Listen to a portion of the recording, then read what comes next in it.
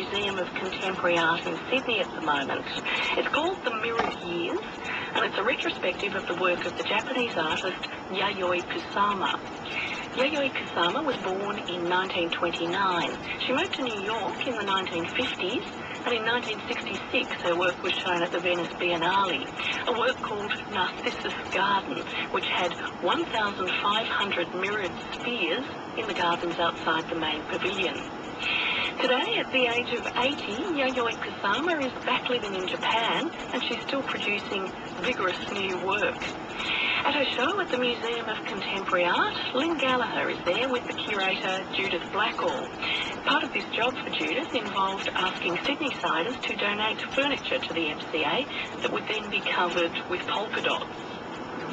What the artist asked us to do was create a very typical, simple living room, an Australian living room. So we went to St Vincent de Paul and Tepitip, as they call it here in Sydney, and chose a sofa, a table, lounge chairs, a coffee table.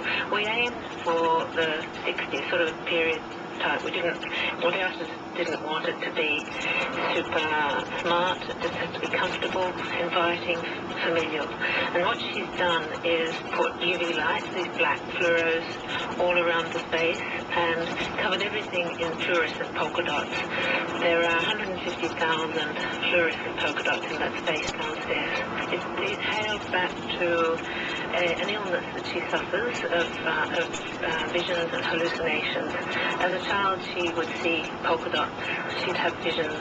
She refers once to looking at a tablecloth, and the flowery pattern of that tablecloth grew out from it and then covered the walls and covered the ceiling. So that's what she's wanting to bring to visitors. She's wanting to involve them in her world and overwhelm them.